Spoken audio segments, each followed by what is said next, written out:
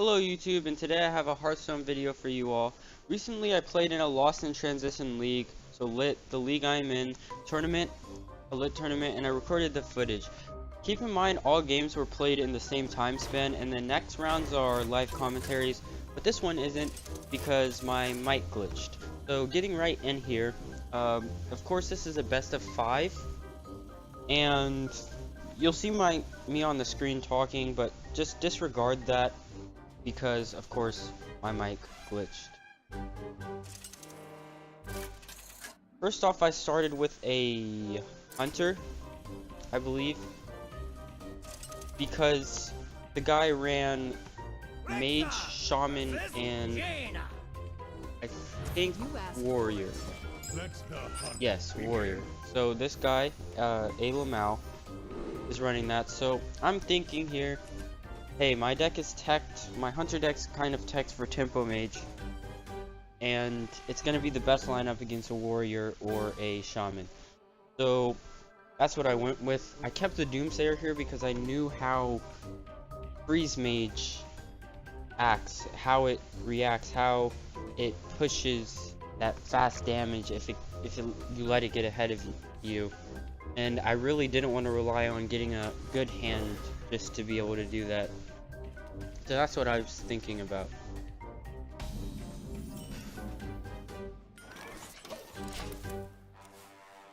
Going right in the match, we have nothing to play turn 1. And this guy has a huge turn. Pointing and worming here.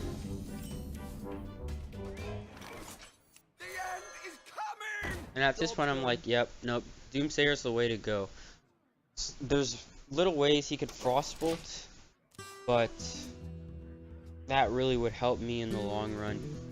I mean, looking back at it, I shouldn't be too mad about what happened, but the fact that he didn't actually Frostbolt my Doomsayer, you'll see what happens. He decides to Arcane Missiles, which is I guess, I don't know the chances, but he had to rely on RNG, and he got it. I mean, in hindsight, or not hindsight, I believe it is hindsight, it doesn't really matter, but that's what it was for me.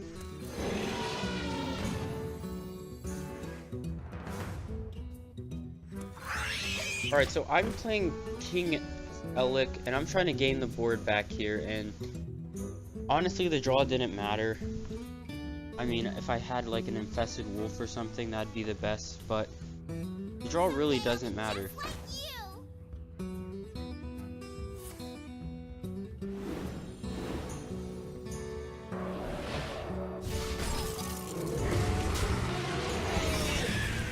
As he sits here playing his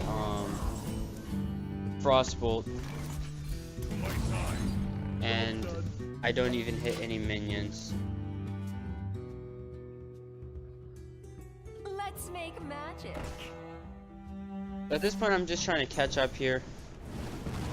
I think my video is glitching a bit, but that will definitely be fixed next video. Like I said, I had a lot of weird problems this first round here. Not only with RNG, but also the recording was very weird. So I get okay draws. I'm trying to keep up. I need to find a way to, of course, not only live but remove his threats. So I'm sitting here thinking, if I come to Rhino, I'm not going to be able to remove too much, and he'll just be able to use spells to not only remove me but basically finish me off. So I decided that taking out, or having a chance to at least take out 2 minions, if I had Misha, it would have been 3 or 2 still. So I basically had a 66% chance to take out 2 minions, and that's what I went with. This turn's kind of irrelevant, simply because obviously I'm going to go with trying to take something out. And this turn is where it gets a little bit confusing. Actually, no, it's not. Sorry, my bad. No. So, like most tempo mages, this guy's continuing to snowball. And I'm sitting here thinking, please, come on, I need to get to turn 8 and clear the guy's board. But sadly that doesn't happen, and he misplays. He could have done 16 damage, but he instead decides to clear the board for some reason. And yeah, so I was kind of mad. The game pretty much spiraled out of control.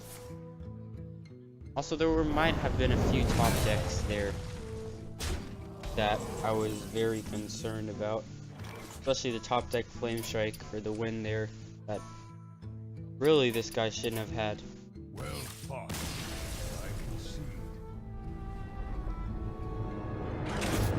So I concede, and round 1 game 1 is lost, but luckily it's a best of 5, so we don't have too much pressure, you know. That's what I like about best of 5s. Tournaments and best of 3s, you have a lot of pressure on the first 3 games, or the first 2 games, because those basically decide what happens. But the best of 5, you can lose the first 2 games and still come back, which I really like. You can even lose the first game and you won't have too much pressure.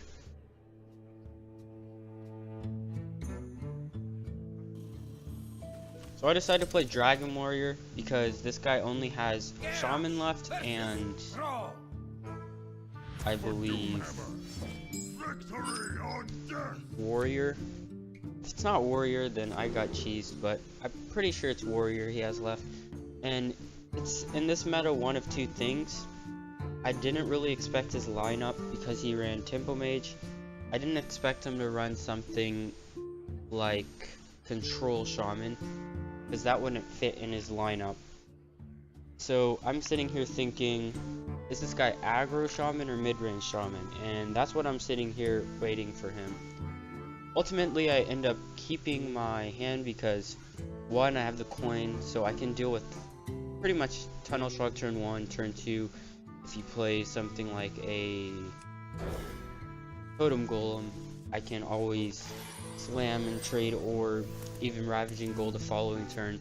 So I'm expecting a really nice hand here. Or not hand, curve.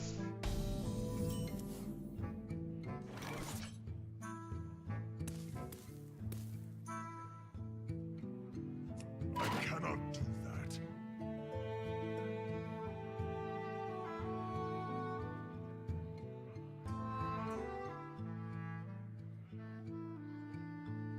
Here I'm contemplating playing Alex Straz's champion,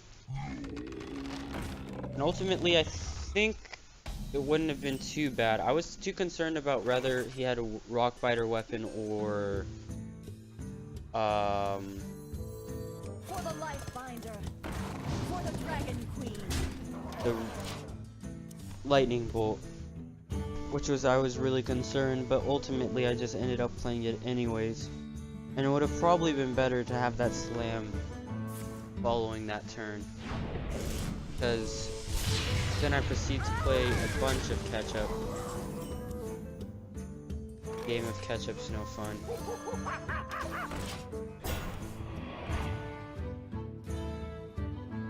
Yeah, I'm just trying to mitigate face damage, because I really, if this is face shaman, I don't want him to get face damage.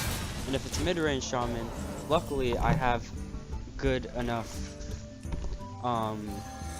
cards right now to play against both, but he plays the Lava Shock, and I'm believing it's mid-range shaman, so at this point I'm like, alright, I gotta clear it. I could have probably executed the Totem Golem.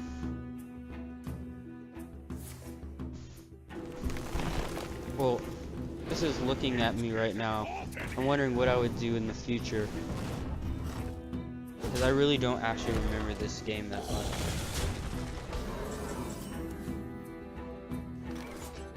So yeah, I would have had I would have kept some health. Other than that, I think, yeah, I end up executing the totem golem. So it's a waste to not execute it last turn, and I would have 23 health, which is like the small misplays, but those things do and can add up. It's also nice to figure out what your misplays were, however small.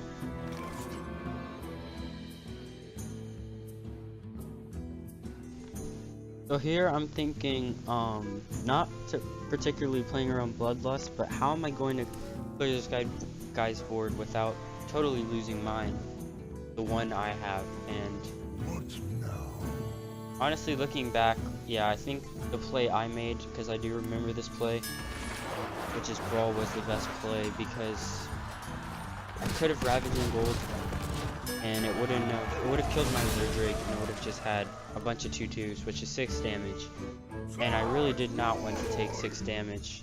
I could have slammed and taken 4 damage, but that was already asking a lot.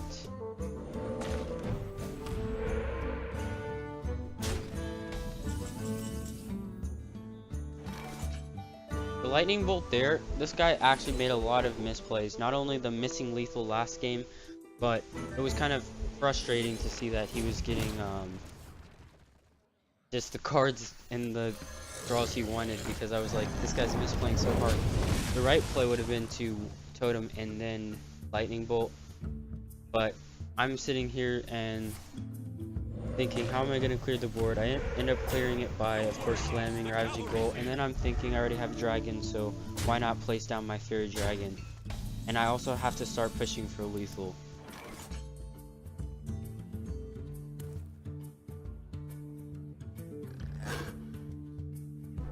I actually want to clear the board here because I'm thinking, if he has Lava Burst, and that's what I thought that last card he had there was, a Lava Burst, then I thought, then he can do 7 damage. If he has a Rock Biter weapon and he draws it, I'm done for. But there were a few calculations I was putting in my head, and I really needed to clear the board.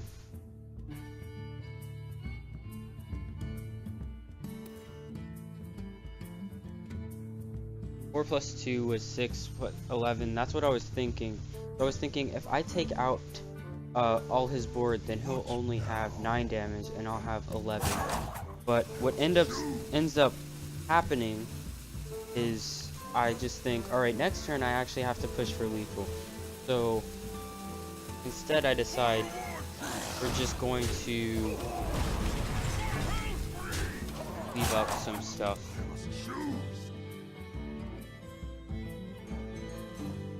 While I push for lethal.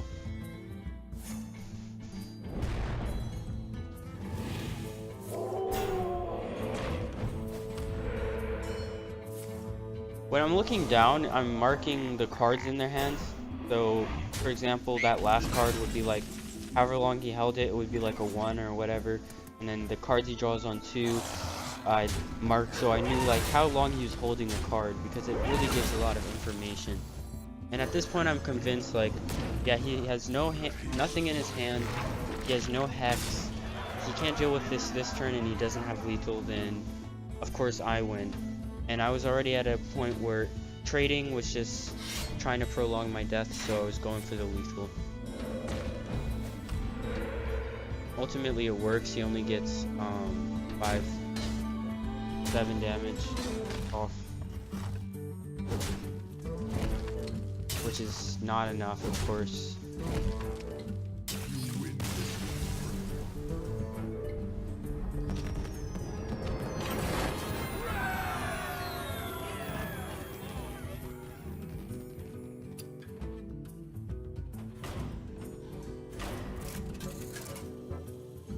So he still has this Aggro Shaman left, and my Hunter's teched against Aggro Shaman, so I play it.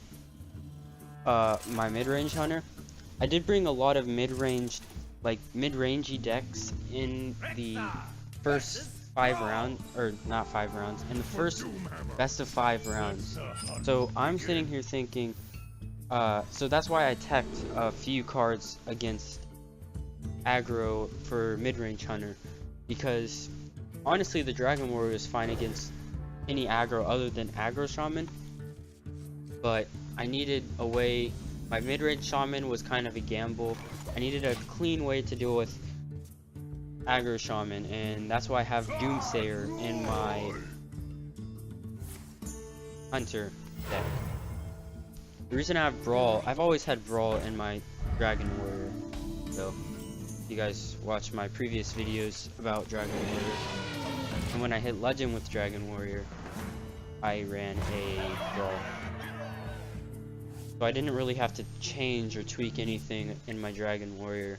I just had to make a new Hunter deck, and my Shaman deck was already kind of teched for this meta's tournament scene.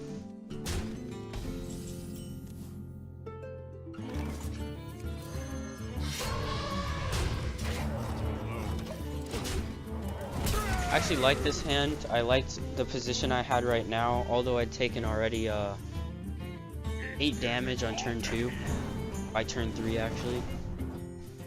I actually liked that I could remove a 2-cost minion.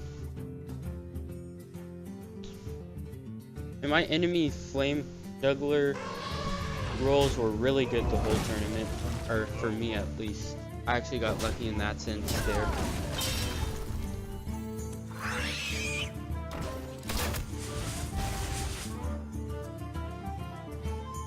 For those wondering why I did that, I needed to get something out that was stable on board. He can't deal with it unless he totems up, and then I can still react.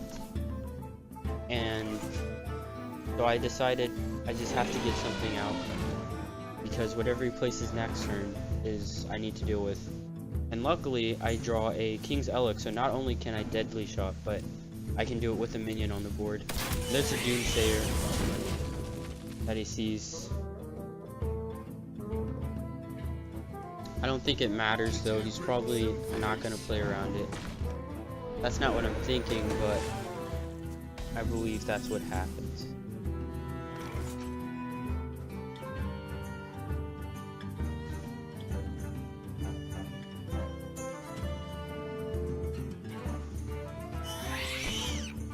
At this point I want to start getting some big stuff on the board, and I want to get a lot of good damage on the board too that is versatile.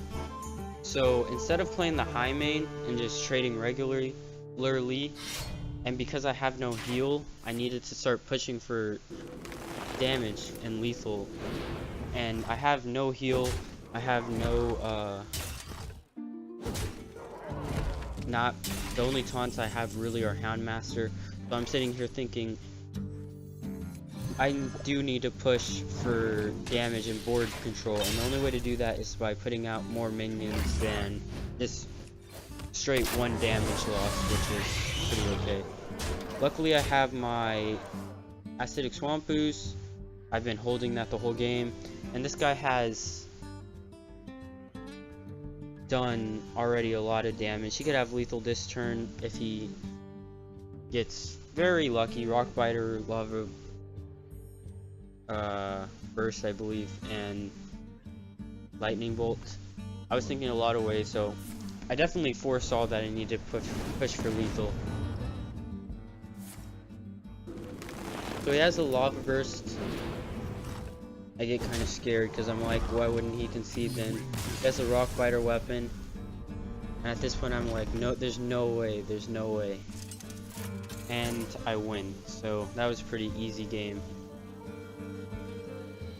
And finally I have my Midrange Shaman, which usually I'd start with first, but a lot of the matchups in this tournament were actually more versatile than just starting with Midrange Shaman. And he uses Rogue. I'm assuming it's like a Miracle Rogue, but I could be wrong, so I'm kind of looking at his... Actually I have to bluff because my whole hand's bad, so I decide, let's just bluff here. Let's just mulligan everything.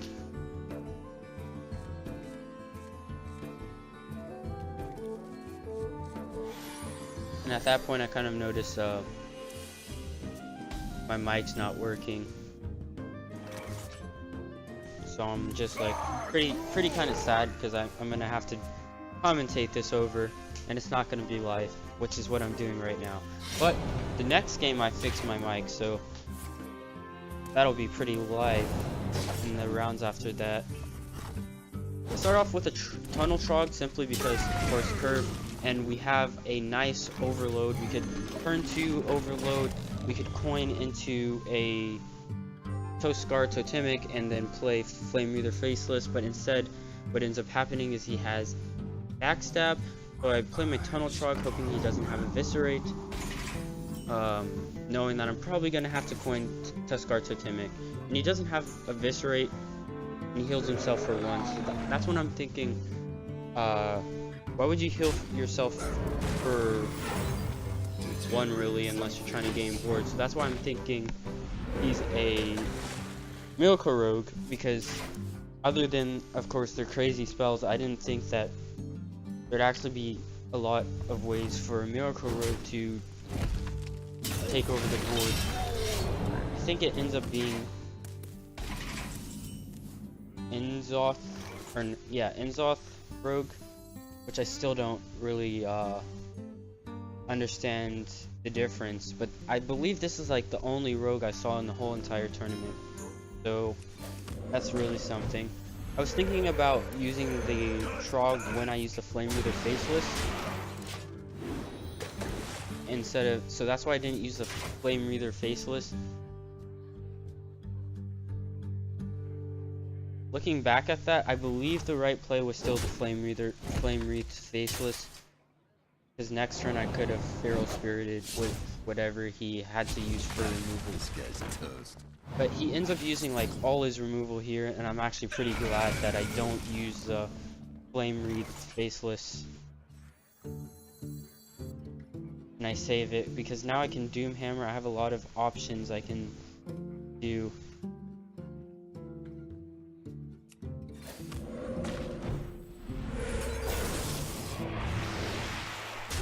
Looking back at it, yeah, I didn't want to suicide my Tunnel Trog, so I think the move I did was perfect. And then throw out the Trog last, of course. Set me up, I could either Doomsayer next turn, or Doom Hammer next turn, or either way, my Trog was getting buffed and I was doing enough damage to, or I was doing enough overload. At this point I get Bloodlust and I'm like, alright, screw all the other plans. With a rogue, you really need to take advantage of when you have like a lot of minions on board.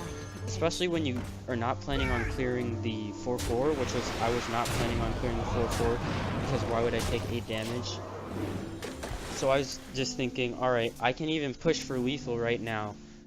And I was pretty sure this was Miracle Rogue. I'm still not sure what type of rogue it is, but Miracle Rogue does not run any taunts. So I'm thinking, alright, well I have this in the back because I have Doom Hammer. And 4 health, and that's pushing for lethal. And then he just uses a bunch of removal, which is fine for me because I still have the Doom Hammer. I still had the Thunderbluff Valiant. I still had chance for Flame Juggler. I had a lot of things that could give me lethal.